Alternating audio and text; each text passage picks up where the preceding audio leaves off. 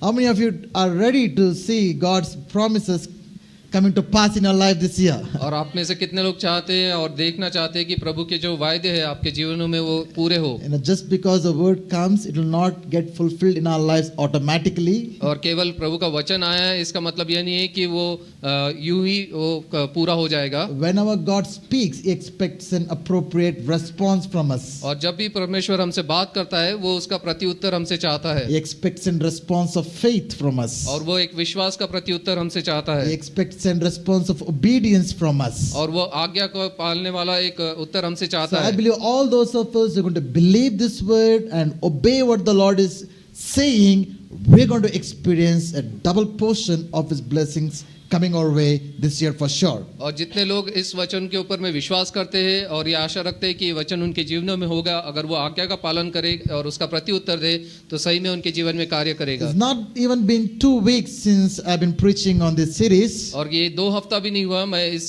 श्रृंखला पे बात कर रहा हूँ. I'm already hearing testimonies from people the way the Lord is blessing their lives. और मैं पहले से ही लोगों से ये टेस्टिमनीज को, उनकी गवाही को सुन रहा हूँ कि प्रभु कैसे उन्हें आशीषित कर रहा है. And I'm excited for all the Lord has in store for us, for each one of us this year. और मैं काफी उत्साहित हूँ कि प्रभु ने जो हम में से हर एक के लिए जो उसने इस वर्ष के लिए रखा है. I always, we are overjoyed, me and my wife, when we hear the testimonies of what God is doing in your lives. मैं और मेरी पत्नी हम काफी उत्साहित होते हैं जब हम सुनते हैं कि प्रभु आपके जीवनों में कैसे कार्य कर रहा है. I told you that there is always, when the word of God comes, there is something that we need to do. और जब भी प्रभु का वचन आता है हमको कुछ कार्य हमारे ओर से करना पड़ता है. Last week I spoke about from the life of Job. और पिछले सप्ताह मैंने अय्यूब की पुस्तक से आपसे बात किया था. He was coming out from a season of intense pain and loss. और वो ऐसे ऋतु से आ रहा था जहाँ वो काफी दुख और तकलीफ से वो बाहर निकल के आ रहा है. He was coming out of a season of intense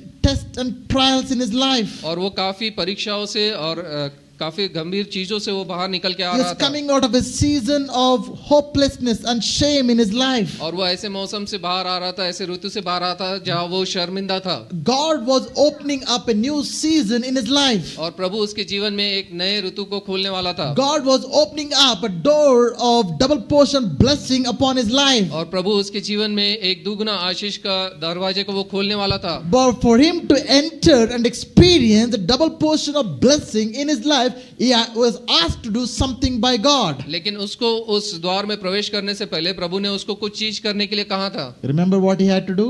क्या आपको पता है उसको क्या करना पड़ा? He had to forgive all his friends who had hurt him so badly. और उसके सभी मित्रों को जो जिन्होंने उसको दुख दिया था उन सबको उसको क्षमा करना He पड़ा. had to forgive his wife. और उसके पत्नी को उसे क्षमा करना He पड़ा. had to forgive his brothers. और उसके भाइयों को उसे माफ करना He had पड़ा. to forgive all the people that had hurt him. और जितने भी लोगों ने उसे दुख दिया था उन सबको उसे माफ करना पड़ा. We must understand God did not want Job to enter into a new season with a heart full of pain, unforgiveness and bitterness in his life. और हम देखते हैं कि प्रभु नहीं चाहता था कि अय्यूब अपने दिल में पूरे दुख और दर्द को लेके वो नए दौर में वो आगे बढ़े. God wants us to enter into a new season with a new heart and new mind and new attitude. और प्रभु चाहता है कि हम इस नए वर्ष में नए दौर में जब आगे बढ़ते हैं तो नए मन से, नए हृदय से हम उसके साथ में आगे बढ़े. So I hope you all went back home and forgiven all of the people in your life who has hurt you. और मैं विश्वास करता हूँ कि आपने घर जाके जितने भी लोगों ने आपको दुख दिया होगा उन सबको आपने माफ किया है. Yes? हाँ Yes or no? हाँ या ना? Yes. All right. So today I'm going to straight away go into the word that I quoted for the promise word for this year. और इस वर्ष का जो वायदे का जो वचन मिला है सीधा हम उसमें देखेंगे. It's from book of Zechariah chapter 9 verse 12. और ये जकरिया की पुस्तक उसका 9वां अध्याय वचन 9 से 12 तक है. Now for us to understand the whole context, I would like to read from verse 9 onwards. और इसकी पार्श्वभूमि जानने के लिए हम 9वें वचन से हम आगे देखेंगे. Rejoice greatly, O daughter of Zion. और हे सियोन बहुत ही मगन हो. Shout aloud, O daughter of Jerusalem. और यरूशलेम जय जयकार कर. Behold, your king is coming to you. क्योंकि तेरा राजा तेरे पास आएगा. Righteous and having salvation is he. वो धर्मी और उद्धार पाया हुआ है. Humble and mounted on a donkey. वह दीन है और गधे पर वरन गधी के बच्चे पर चढ़ा हुआ आया. On a colt, the foal of a donkey. और वो गधी के बच्चे पर चढ़ा हुआ आएगा. I will cut off the chariot from Ephraim. मैं एफ्राइम के रथ and the war horse from Jerusalem, और यरूशलेम के घोड़ों को नष्ट करूंगा, and the battle bows shall be cut off. और युद्ध के धनुष तोड़ डाले जाएंगे, And he shall speak peace to the nations. और जाति जाति से वो शांति की बातें कहेगा, His rule shall be from sea to sea and from river to the ends of the earth. और वह समुद्र से समुद्र तक और महानदी से पृथ्वी के दूर दूर तक As for you also, प्रभुता करेगा। और because of the blood of my covenant with you, तुम भी सुनो, क्योंकि मेरी वाचा के लहू के कारण I will set your prisoners free from the waterless pit. मैंने तेरे बंदियों को बिना जल के गड्ढे से उबार लिया है। And let's focus on this verse 12. और 12वें वचन को देखेंगे। Return to your stronghold, हे आशा धरे हुए बंदियों, O prisoners of hope. अपने गढ़ में फिर से आओ। Today I declare that I will restore to you double. और आज मैं तुम्हें बताता हूँ कि मैं तुम्हें बदले में दुगना सुख दूंगा। It's a very powerful promise. और ये काफी सामर्थ्य वचन है। And I'm believing that we'll all experience the double portion restoration that God wants to bring in every area of our life. और मैं सही में विश्वास रखता हूँ कि परमेश्वर हर एक जीवन के हमारे क्षेत्र में दुगना आशीष हमें देगा। Let's carefully understand if this word has to come to pass in our lives, what does God expect from our lives? अगर ये वचन हमारे जीवन में कार्य करना है और अगर पूरा होना है तो परमेश्वर क्या चाहता है कि हम करें। A little bit of context. और मैं इसकी पार्श्वभूमि आपको बताता To हूँ। whom is God speaking to these verses? और ये वचन प्रभु किससे बात कर रहा है? He is speaking to the people of Israel who had just come out of 70 years of captivity to Babylon. और ये इजरायली लोगों से प्रभु बात कर रहा है जो कि 70 वर्ष के बंदी गृह से बाहर निकल के आए थे। Because of their disobedience and stubbornness, God had to allow the captivity from 605 BC to 535 BC. और परमेश्वर ने उनको बंदी गृह में रखा था क्योंकि वो उन्होंने आज्ञा का पालन नहीं किया और उनको 70 वर्ष तक के वहां बंदी गृह में थे। And finally, the Persian Empire overthrows the Babylon Empire under the leadership of King Cyrus. और किंग साइरस जो कि पर्शियन एम्पायर था वो उसको वहां पे राज्य करता है और उसका वहां पे बदल होता है। King Cyrus was a benevolent king and he shows favor on the captives of Israel. He releases them to go back to the hometowns and rebuild the houses and rebuild the temple of God. और Cyrus जो राजा था वो उनके ऊपर में दया दिखाता है और उनको वापस भेजता है ताकि वो अपने घरों को अपने मंदिर को जाके फिर स्थापित कर सके। After 70 years of captivity, और 70 साल के बंदी गृह के बाद from a season of so much of pain and shame, और एक पूरे दुख और दर्द से जाने वाले मौसम से they are now entering into a season of freedom in their lives. और वो अभी एक छुटकारे के एक ऋतु में वो प्रवेश They कर रहे हैं। came back to their hometown with great excitement. वो अपने घर में वापस उत्साह के साथ में वापस आते हैं। But things did not go the way they expected. लेकिन उनके जीवन में कार्य उस प्रकार से नहीं हो रहा था जैसा वो चाहते थे। They faced stiff opposition to the rebuilding of the temple. और लेकिन उनको काफी रुकावटों का सामना करना पड़ा जबकि वो मंदिर को पुनः स्थापित कर रहे So they थे। got discouraged and disappointed. और वो निराश हो गए, वो हताश हो गए They left building the kingdom of God, temple of God. और वो मंदिर को बनाना उन्होंने छोड़ दिया They started building their careers and professions and their houses. और वो अपने घरों को अपने कार्य क्षेत्रों में वो अपने ध्यान देने लगे। For almost 10 years, 10 to 12 years, they completely forgotten the house of God. और 10 से 12 वर्ष तक के वो भूल गए थे कि उन्हें मंदिर की स्थापना करनी थी। At that time, God is sending his prophet Zechariah to call them back to the purpose why he brought them back to their hometowns. और इस समय जकरिया नबी के द्वारा परमेश्वर उनको बताता है कि किस लिए उनको छुटकारे में लेके आया गया था, उनके घरों में वापस लाया गया। Their priorities was misplaced. और उनकी जो प्राथमिकता थी वो बदल गई थी Their focus had shifted. और उनका जो लक्ष्य था वो बदल गया था। And God is calling his people back to return to him. और परमेश्वर उनको वापस बुला रहा है ताकि वो उसकी ओर फिर के आए। So let us look at different parts of this verse and understand what God wants to speak to us today in our times. और इस वचनों को हम अलग अलग भाग में देखेंगे और देखेंगे कि इस समय में परमेश्वर हमसे क्या बात करता है। The first thing that I want us to look at is the word return. और यहाँ पे वो कहता है फिर के आओ। If we have to see the double portion blessing of God upon our lives, और अगर हमको प्रभु का दुगना आशीष हमारे जीवन में देखना है the first thing God is expecting us to return to him. और वो पहली चीज वो प्रभु हमसे अपेक्षा रखता है कि हम उसके पास में फिर के आए, वापस आए। God is looking at his people. और प्रभु उन लोगों की ओर देख रहा है। Their hearts are drawn away from him. उनके हृदय प्रभु से दूर हो गए हैं। Yes, they're coming to temple. और वो मंदिर में आ रहे हैं। Yes, they're offering sacrifices. और वो अपने बलिदान चढ़ा रहे Yes, हैं। they're praying and worshiping and doing a lot of religious things. और वो प्रार्थना कर रहे हैं, आराधना आराधना कर रहे हैं, हर प्रकार की धार्मिक चीजें वो But कर रहे हैं, sadly, the heart has been drifted away from the Lord. लेकिन दुख भरी बात है कि लेकिन उनका जो हृदय है वो प्रभु से दूर हो गया And है। that's why God is looking at these people. और उस समय प्रभु इन लोगों की ओर देखता Hey, है you know what? I want to bless you. और वो कहता है कि मैं तुम्हें आशीषित I करने want to वाला हूं, restore you. मैं तुम्हें पुनः स्थापित I want to करूंगा, rebuild your मैं life. तुम्हारे जीवनों को फिर एक बार I want to बनाऊंगा, prosper you. मैं तुम्हें सफलता I दूंगा, want to grant you success. मैं तुम्हें उन्नति दूंगा, I want to use you. मैं तुम्हारा इस्तेमाल करूंगा। But first, I want you to return to me. लेकिन पहले मैं ये चाहता हूँ कि तुम मेरे पास में वापस आओ। There's an interesting conversation, similar conversation that happens in the book of Malachi. और मलाकी की पुस्तक में भी इसी प्रकार से बात हो रही है। Malachi chapter 3, verse 6 to 7. I don't want to read it, but I'll just mention it. और मलाकी की पुस्तक उसका तीसरा अध्याय उसके 6 और 7 वचन में हम देखते हैं। I love the response of the people here. और यहाँ पे जो लोगों का जो उत्तर है वो मुझे अचंभित करता The है। Lord looked to the people and said, return to me and I'll return to you. और यहाँ पे भी परमेश्वर कह रहा है कि लोग तुम मेरे पास में फिर के आओ और मैं तुम्हारे पास आऊंगा। You know what was the response of the people? और लोगों का उत्तर क्या था आपको पता है? When have we gone away from you? और यहाँ पे वो इस प्रकार से कहते हैं कि हम किस बात में फिरे, हम तेरे से दूर कब गए थे? Whom are you talking? किससे तू बात कर रहा है? Is it me? क्या मैं हूँ? No, probably it's my neighbor. नहीं, मेरा पड़ोसी हो सकता है। Everything is all right with me. मेरे साथ में तो सब कुछ अच्छा है। I'm coming to church. मैं कलीसिया में आ रहा हूँ, I'm praying. मैं प्रार्थना कर रहा हूँ। Can't you see all that I'm doing? क्या तुम देख नहीं सकते हो ये So सब from मैं where कर shall रहा I हूँ? return when I have not gone away in the first place? मैं कहाँ पे वापिस हूँ? मैं तो तेरे से दूर ही नहीं गया। So many times when God tells us to do something, कई बार परमेश्वर जब हमसे कुछ कहने को we कहता think है we're all right. और हम कहते हैं कि मेरे साथ तो There's सब अच्छा nothing wrong है, with me. मेरे साथ में कोई भी गलत नहीं हो रहा। That was the problem with the people during Malachi's time. और मलाकी के समय में ये समस्या लोगों के साथ में थी। But when God says return, लेकिन जब प्रभु कहता है कि वापस आओ, it's better for us to return. और ये हमारे लिए अच्छा है कि हम उसके पास फिर आए। He's calling us to return to the first love that we had for Him. और वो इसलिए बुला रहा है कि जो हमारा पहला प्रेम उससे के साथ था He's उसको हम calling us to देखें, return to the first faith that we had in Him. और जो हमारा पहला विश्वास उसके ऊपर था उसके लिए वो हमें वापस बुला रहा He's है। calling us to return to the first passion that we had for Him. और जो पहले जो हम उत्साह के साथ उसके लिए कार्य करते थे उसके लिए वो बुला रहा है।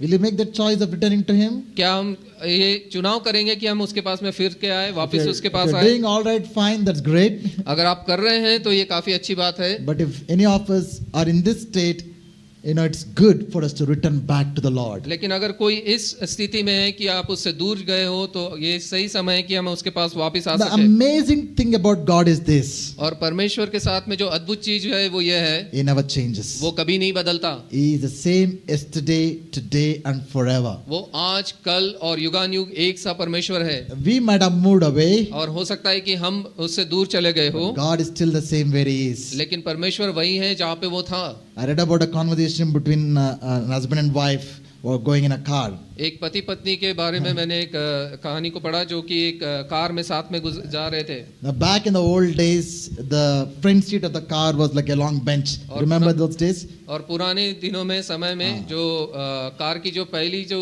कुर्सी थी वो एक बेंच की जैसी ऐसे चित्र में दिख रहे How हैं। many of you have seen this kind of cars? आप में से कितने लोगों ने ऐसी कार को देखा है? Ambassadors and Fiats. एम्बेसडर और फिएट गाड़ी। Okay, so though they were going in this car, और वो ऐसी कार में जा रहे थे and the wife looks to her husband.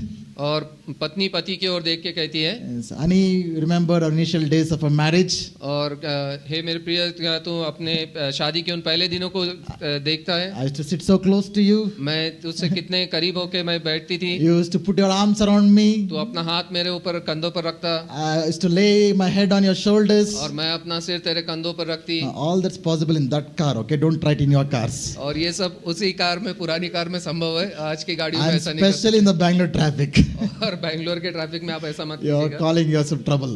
और आपको मुश्किल से जाना So पड़ेगा। this wife says, Bunny, you remember all those wonderful days that we used to have together? और वो पति कहता है कि हाँ मैं, पत्नी.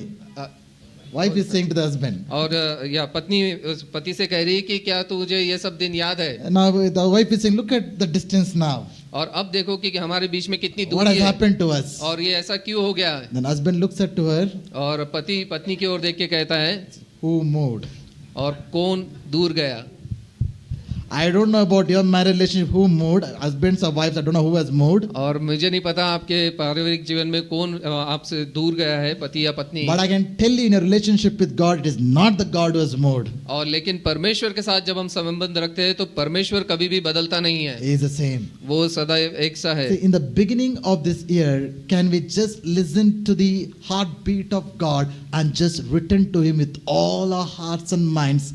And I believe that this year we're going to set this up a greatest year of our lives. और इस वर्ष की शुरुआत में हम प्रभु के हृदय की धड़कन को हम सुने और उसके ऊपर लक्ष्य लगाए और उसके पास में हम फिर वापस आए। Amen. Amen. Hallelujah. Hallelujah. The second thing God tells them is return to your stronghold. और दूसरी बात जो परमेश्वर यहाँ पे कहता है कि अपने दृढ़ गढ़ों में तुम वापस आओ। What does stronghold means? और ये दृढ़ गढ़ का मतलब क्या है? Have anybody seen forts in any way, Tipu Sultan fort or some forts around? किसी ने किलों को या राजाओं के जो किले या गढ़ होते थे उनको देखा है? In the olden days, the strongholds, also called as fortress, was a place of security, safety, and refuge. और जो पुराने दिनों में जो कि ये दृढ़ गढ़ जो होते थे वो ऐसी जगह होती थी जहाँ पे उनको सुरक्षा मिलती थी और वहाँ पे वो सुरक्षित रह सकते थे। Especially when the enemies used to attack a city, और जब भी दुश्मन किसी शहर पे वो हमला करते, the people used to go to the stronghold that's safe and secure. और वो इस दृढ़ गढ़ में जाते जहाँ पे वो सुरक्षित रह सकते थे। It is difficult for the enemy to reach when you are in a fortress. और जब आप दृढ़ गढ़ में होते हैं तो दुश्मन उसके ऊपर हमला नहीं कर सकते। So God is calling His people to come and make Him as their security in their life. और प्रभु इसलिए लोगों को बुला रहा है ताकि वो प्रभु पर अपना भरोसा रखे और प्रभु उनकी सुरक्षा कर सके। The इसलिए people had made different things in their life as their security. और लोगों ने अलग अलग चीजों के ऊपर में अपना सुरक्षा वो रखते हैं। They made money as a security, हो सकता है कि अपने धन के ऊपर में, अपनी people as a सुरक्षा- security, लोगों के ऊपर में, wealth and possessions as a security. अपनी धन संपत्ति के ऊपर में। As a result, they ended up in the captivity. और उसका परिणाम ये होता है कि वो बंदीवास में जाते हैं। God is calling them, come back and to your stronghold. और यहाँ पे प्रभु उनको फिर एक बार बुला रहा है कि अपने दृढ़ गढ़ में तुम वापस आओ। This evening, let me ask you, what is your security in life? और इस शाम को मैं पूछना चाहता हूँ कि आपकी सुरक्षा किस चीज में है? Is it your bank balance? क्या आपके बैंक बैलेंस में वो है? Anytime anything can happen. One hacker hacks your account, it will be vanished in a moment. और कभी भी What will you do? कभी भी कुछ भी हो सकता है। अगर एक हैकर आपके बैंक अकाउंट को हैक कर ले तो पूरा धन संपत्ति चला जाएगा। You'll collapse if you have made only money as your security. अगर पैसे को ही आपने अपनी सुरक्षा का स्थान बनाया है तो कैसा होगा? Is your security is people? क्या लोग आपकी सुरक्षा में आप है? People can change any moment. और लोग कभी भी बदल सकते हैं। I have seen the thickest of the thickest friends are now become the fiercest of the fiercest foes. और जो करीब से करीब जो मित्र थे वो आज के समय में हम देखते हैं कि वो एक दूसरे के जानी दुश्मन है। Those people used to meet often, talk, share the heart, secrets. Now they can't stand against each other. जो एक दूसरे से अपनी दिल की बात कहते, एक दूसरे को हर चीज बताते थे, वो आज एक दूसरे का सामना नहीं कर सकते। What if a loved one passes away? और क्या होगा अगर अपने जो प्रिय लोग हैं वो अगर उनकी मृत्यु हो जाती So if है? you put your security in people, you're being vulnerable. और अगर हम हमारी सुरक्षा अगर लोगों के ऊपर में रखेंगे तो हो सकता है कि वो हमारा इस्तेमाल कर सकते हैं। Is your security in wealth and possessions? क्या हमारी जो सुरक्षा है वो धन और संपत्ति में है? Even that can go away anytime. और वो भी कभी भी लुप्त हो सकती है। Is your security in your qualification, positions, titles, accomplishments? और क्या आपकी सुरक्षा जो आपने शिक्षा ली है, जो आप कार्य कर रहे हैं, वो सब चीज में है? All that can change any moment. वो कभी भी बदल सकता है। I know people who are in a very good position. और मैं ऐसे लोगों को जानता हूँ जो कि काफी ऊंचे स्थान में कार्य करते थे। You just can't get near them. They're in such high position. They will not even look at you, talk to you properly. और वो ऐसे ऊंचे स्थान में थे कि आप उनके पास नहीं जा सकते, वो आपकी ओर नहीं देखेंगे, आपसे वो बात भी नहीं कर सकते। And when they get retired, और लेकिन जब वो रिटायर हो जाते हैं when the positions are gone and titles are gone, और उनकी जो उनका स्तर चले जाता है, उनका जो टाइटल्स है वो चले जाता है, even the the security guy in his office will not respect him. और जो उनका सुरक्षा कर्मी जो उनके इधर कार्य करता है वो उनको सम्मान नहीं देगा, And now they'll come and they'll ask for your time. और तब वो आपके पास आएंगे और आपका समय वो मांगेंगे। So if you put your trust in your positions and titles and accomplishments, they all can change any moment. और जो भी आपने हासिल किया है और आपका जो पोजीशन अगर उस पर आप भरोसा रखेंगे, सुरक्षा रखेंगे तो कभी भी बदल सकता है। If you put your security in your appearance, in your personality, in your gifts, in your talents,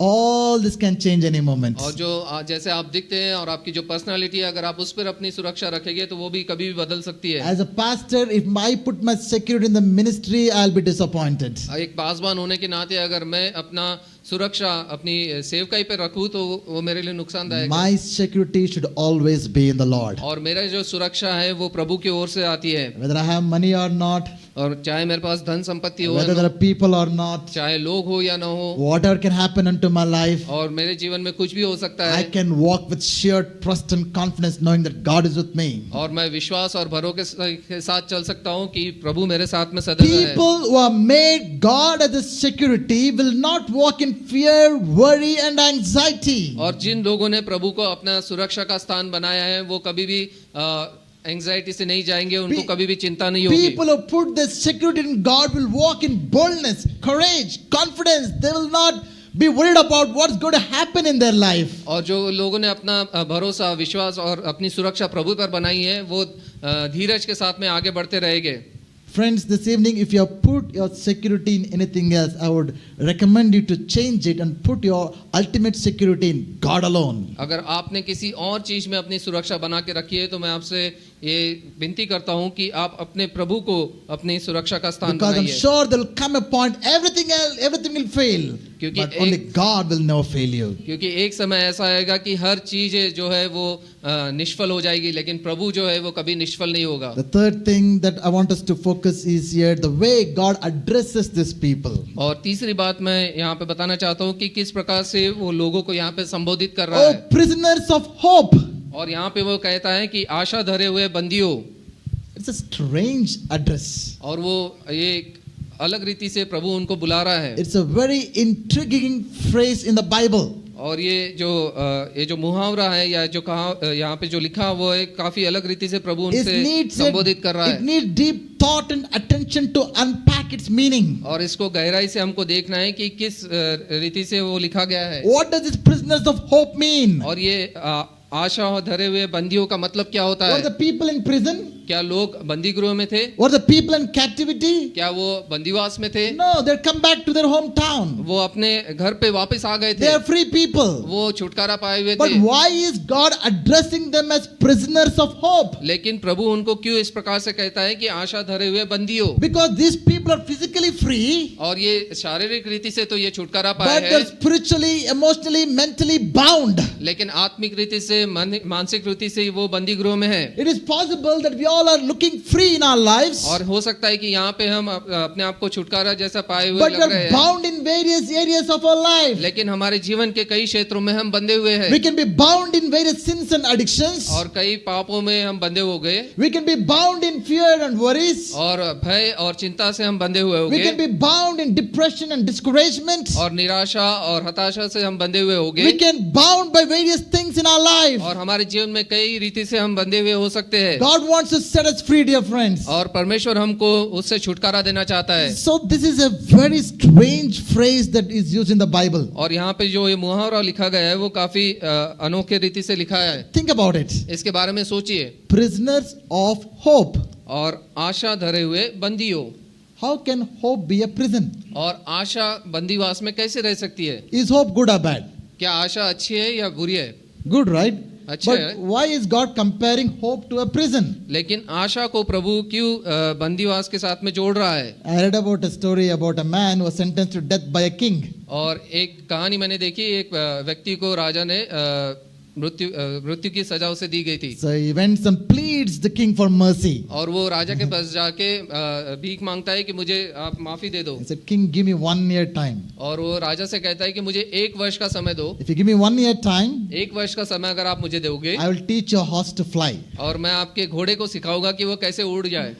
So king also gives a thought to it. और राजा उसके ऊपर में विचार करता है। I've been bored of riding the horse on the land. और मैं काफी थक गया हूँ कि मेरा जो घोड़ा है वो सिर्फ जमीन पे चलता है। Now let me see whether this man can really make a horse fly and gives him an year's time. और मैं देखना चाहता हूँ कि अगर ये व्यक्ति ये घोड़े को उड़ा सकता है कि नहीं। All those who heard about it felt this guy is a crazy guy. और सब लोग देख रहे थे कि ये मूर्ख ऐसा व्यक्ति है, ऐसा नहीं हो सकता। You must be really foolish to ask, to get into such kind of discussion with the king. और राजा से वो इस प्रकार से बात कर रहा है, इसका मतलब है वो सही में भी मूर्ख है। They told, I'm sure that after a year you'll again get back and be killed. और मुझे पता है कि 1 वर्ष के बाद में वापस से इसको फांसी दी जाएगी। So this guy responds, और ये व्यक्ति कहता है anything can happen in a year. 1 साल में कुछ भी हो सकता है। The king may die, और राजा मर सकता है, horse may die, घोड़ा मर सकता है, or even I may die, और मैं भी मर सकता हूँ। or who knows, the horse may really fly.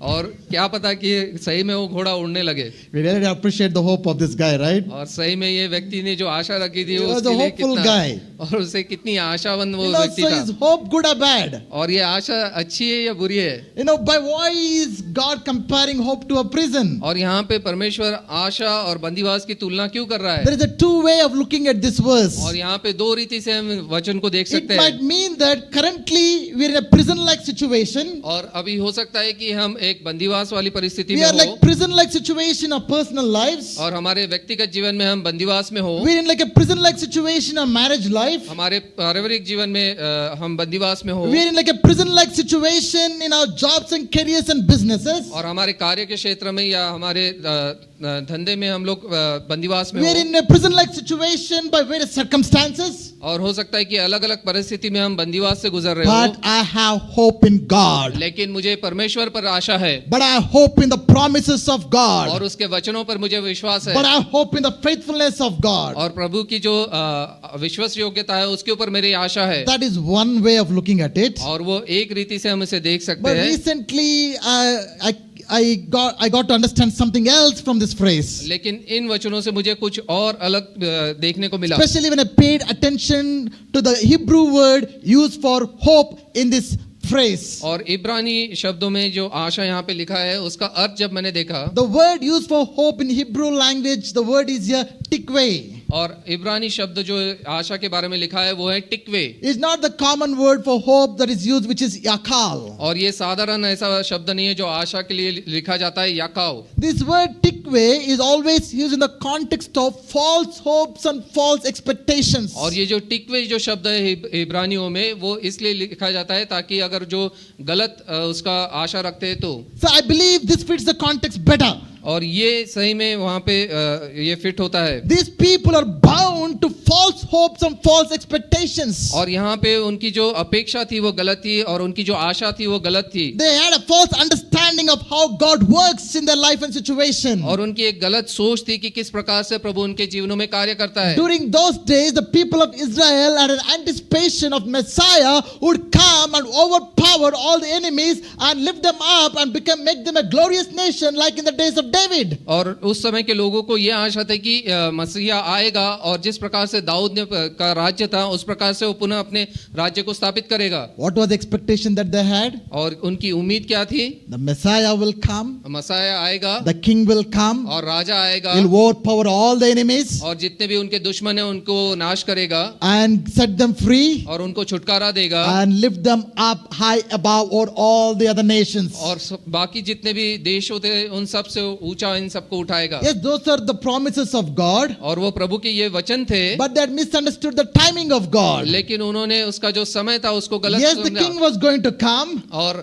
राजा सही में आने वाला but था, king was not going to come on a horse as they anticipated. और लेकिन राजा उस घोड़े पर नहीं आने वाला था जो उन्होंने सोचा But the था, king was coming on a donkey. लेकिन वो एक गधे पर बैठ के आने वाला था। Have you seen any donkey going to battle? क्या आपने देखा है कोई गधा युद्ध के लिए जाता है? Jesus came on a donkey. और यीशु जो है वो एक गधी पर बैठ He के did आया। not come to overpower any army, वो किसी दुश्मनों के ऊपर में विजय पाने नहीं but आया, he came to inaugurate the kingdom of righteousness and peace and joy on this earth. लेकिन वो परमेश्वर के राज्य को स्थापित करने हैं जो कि आनंद और शांति So है। these people to whom Lord is speaking had a false expectation that God is going to come at that very moment and set them free. और ये लोगों की जो थी एक गलत अपेक्षा थी कि परमेश्वर आने वाला है और आके अपना राज्य स्थापित करेगा और उनको छुटकारा देगा। So Lord is saying, you prisoners of hope. इसलिए प्रभु यहाँ पे कहता है कि हे आशा के धरे हुए बंदियों, It's a false hope, और ये एक गलत आशा वो रखे हुए false हैं expectation, और गलत अपेक्षा रखे हैं false understanding of God and His ways. और प्रभु की समझ उनको नहीं थी, वो गलत सोच में वो थे। Even today I see so many believers who have built castle of false hope, false dreams, false desires, which do not have God's word as their basis. और आज भी मैं ऐसे कई विश्वासियों को देखता हूँ कि जो गलत उम्मीद रखते हैं, गलत आशा रखते हैं और परमेश्वर के वचनों के पर स्थापित नहीं है। They expect God to work according to the way they expect Him to work. और वो इस प्रकार से चाहते हैं कि प्रभु कार्य करे कि जैसी उनकी इच्छा है वैसा। They want God to move in their life in the timing that they expect God to move in their life. और प्रभु वो चाहते हैं कि प्रभु उनके समय के हिसाब से उनके जीवन में कार्य करे। You know, they try to put God in a box. और वो प्रभु को एक ऐसे बॉक्स में रखना चाहते हैं। God, you do this, you do that. और प्रभु आप इस प्रकार से कीजिए, आप इस प्रकार से कीजिए। I want this to happen and I want this to happen. मैं ये चाहता हूँ कि ऐसा हो और मैं चाहता हूँ ऐसा You हो। make this happen, Lord. और प्रभु तू इस प्रकार से कार्य कर। And when that doesn't happen, और जब उस प्रकार से नहीं होता, people are upset and disappointed and discouraged in their life. तब वो निराश हो जाते हैं, हताश हो जाते हैं। Whose problem it is? वो किसकी समस्या ये है? Is it God? क्या ये प्रभु की समस्या No. है? नहीं। We have built our own false hopes and false understanding and false expectations about God, dear friends. और हमने गलत अपेक्षा हमारी रखी है, गलत उम्मीद उससे रखी है और गलत हमारी सोच है। This इसलिए evening is time to break free from those prisons of false hopes and expectation and open for God to work in our lives in whichever way, however way, whatever way God wants to work in our lives. और आज शाम के समय हमें ये मौका है कि हम उस गलत आशा से हम छुटकारा पाए और प्रभु के ऊपर उम्मीद रखें कि वो जिस प्रकार से कार्य करना चाहता है, जिस समय करना चाहता है This वैसा हो। will call you to submit and surrender whole your life. God doesn't matter when, how, where, but I trust you unconditionally. That's the kind of surrender God is expecting from His people. और प्रभु चाहता है कि हम उसके ऊपर में पूरा भरोसा रखें और उसके सरेंडर करें कि जैसा वो चाहेगा, जब वो चाहेगा, उस प्रकार से वो कार्य करे। Amen. आमीन। Hallelujah. Hallelujah. I don't know what you're expecting for God to do in your life. और मैं नहीं जानता हूँ कि प्रभु से आप क्या अपेक्षा रखते हैं कि You might आपके have a जीवन lot में of करे। desires. और हो सकता है कि आपकी काफी सारी इच्छाएं हो You might have a lot of plans. और आपके काफी सारी योजनाएं हो You know, you might have a lot of prayers. और आपकी काफी सारी प्रार्थनाएं हो, But I'm not guaranteeing you that God is going to answer all those and meet all those things. लेकिन मैं आपको ये उम्मीद नहीं देना चाहूंगा कि प्रभु आपके हर एक प्रार्थना का उत्तर देगा, हर एक जो आपकी अपेक्षा है उसे पूरी करेगा। But as you submit and surrender to His ways, लेकिन- His will, लेकिन जब आप उसकी इच्छा के ऊपर में भरोसा रखते हैं, उसके कार्य को के ऊपर में ध्यान रखते हैं, I'm sure God will do beyond what you can ever ask or imagine according to the power that works in your life. और मेरा पूरा विश्वास है कि परमेश्वर उससे भी बढ़कर, जो आपने सोचा भी नहीं होगा, उससे भी बढ़कर सामर्थ्य रीति से आपके जीवन में So कार्य what is करेगा। God talking to His people? और प्रभु लोगों से क्या बात कर रहा है? Return मेरे पास वापस आओ to your stronghold, अपने दृढ़गढ़ में, O prisoners of hope. वो आशा को धरे हुए He बंदियों। says, then today I declare और इसलिए वो कहता है कि आज मैं तुमसे कहता हूँ that I will restore to you double. और मैं तुम्हें दुगुना दूंगा। Hallelujah. Hallelujah, Hallelujah. Hallelujah. The God whom you worship is a God of restoration. और जिस प्रभु की हम आराधना करते हैं वो पुनः स्थापित करने वाला परमेश्वर है। And when God restores, it will always be more than what we lost. और जब प्रभु पुनः स्थापित करता है कि जो भी हमने खोया है उससे बढ़कर वो हमें देगा। But mind you, it's not going to happen in a day, in a moment. और ये मत सोचिए कि वो एक क्षण में या एक दिन में हो जाएगा, It's going to be a process. और वो एक कार्य रीति से होगा। So God is calling His people and promising them, I'm going to restore to you double. और परमेश्वर इन लोगों को बुला रहा है और उनको ये वचन दे रहा है, वायदा दे रहा है कि मैं तुम्हें दुगना आशीष दूंगा। How many of you want to experience this double fold restoration? और कितने लोग चाहते हैं कि ये दुगना पुनर्स्थापना वो देखे। This will happen when you return. ये तभी होगा जब आप वापस आओगे, This will happen when you make Him as the security of your life. और ये तब होगा जब अपनी सुरक्षा प्रभु पर बनाए रखोगे। This will happen when you break free from the prison of your wrong understanding, wrong expectations, wrong ideas about God in your life. और ये तब होगा जब आप उस गलत आशा, गलत अपेक्षा जो आपको बांधे हुए रखी है उससे छुटकारा पाओगे I know तब। what we have lost in our life. और मुझे नहीं पता कि हमने क्या हमारे जीवन में Have you खोया है। lost peace in your life? हो सकता है कि आपने शांति खोया हो, Have you lost joy in your life? आनंद को खोया हो, Have you lost health in your life? और अपना शारीरिक Have you lost स्थिति को खोया relationships हो। in your life? हो सकता है संबंध खोए हो, Have you lost opportunities in life? और कुछ मौकों को खोया हो। As you sit along, are you regretting about all the lost things that are in your life? और जब हम यहाँ पे बैठे हैं तो हम उस चीज को सोच के क्या हमने सोच रहे हैं कि क्यों मैंने ये सब खो दिया। But as you return to the Lord, लेकिन जब आप प्रभु के पास वापस आओगे, Lord says, I'll restore to you और प्रभु कहता है कि मैं तुम्हें पुनः स्थापित करूंगा, double, और दो गुना, double for all the trouble. और दो गुना जितनी भी समस्या थी उसके लिए। You will come from a season of hopelessness and loss to a season of double portion in your life. और निराशा और नुकसान वाले ऐसे सीजन से आप वापस आएंगे जहाँ पे आपको आशा मिलेगी और दुगना I आशीष pray मिलेगा। that as a church, as individuals, that this year that we are going to experience the double portion of God's blessings in every area of our life. और मैं प्रार्थना करता हूँ कि एक कलीसिया के रूप में और व्यक्तिगत रीति से हम इस वर्ष में दुगना आशीष को हम देखेंगे। Shall we all arise in God's presence? आइए हम प्रभु की उपस्थिति में खड़े हो जाए।